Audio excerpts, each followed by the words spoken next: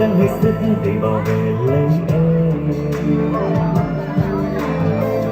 Trong tương lai của chúng ta cho dù cánh trai thì vợ yêu ơi, hạnh phúc ấy chẳng chỉ sánh bằng. Này cảm ơn nhé vợ ơi, này cảm ơn nhé vợ ơi, em bên này dù bao nhiêu khó khăn em vẫn tâm chẳng lời thở than. Này cảm ơn nhé vợ ơi, này cảm ơn nhé vợ ơi, bao yêu thương dành cho em cả đôi, anh sẽ chắc chắn cho em được vui.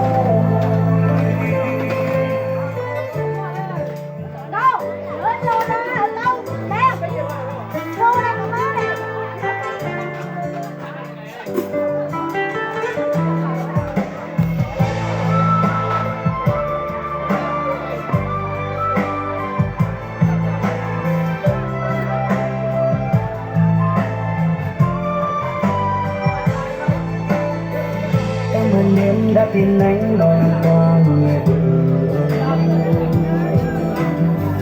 Anh sẽ cố gắng hết sức để bảo vệ lấy em. Trong tương lai con chúng ta cho dù cánh trai thì vợ yêu ơi, hạnh phúc ấy chẳng chỉ sánh bằng. Này cảm ơn nhé vợ ơi, này cảm ơn nhé vợ ơi, em bên anh dù bao nhiêu khó khăn em vẫn tâm chẳng lời thở than. Này cảm ơn nhé vợ ơi, này cảm ơn nhé vợ ơi, bao yêu thương dành cho em cả đôi, anh sẽ chắc chắn cho em được vui. Này cảm ơn nhé vợ ơi, này cảm ơn nhé vợ ơi, em bên anh dù bao nhiêu khó khăn em vẫn tâm chẳng đời than vãn. Này cảm ơn nhé vợ ơi, này cảm ơn nhé vợ ơi, bao yêu thương dành cho em cả đôi, anh sẽ chắc chắn cho em được vui. Anh sẽ chắc chắn cho em được vui.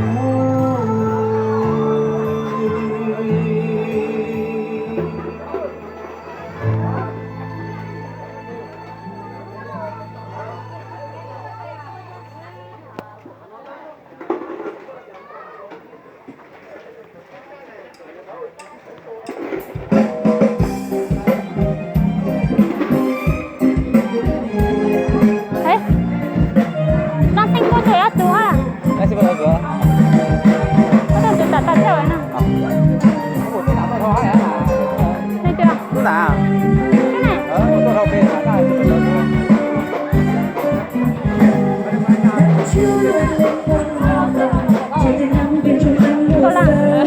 không bỏ lỡ những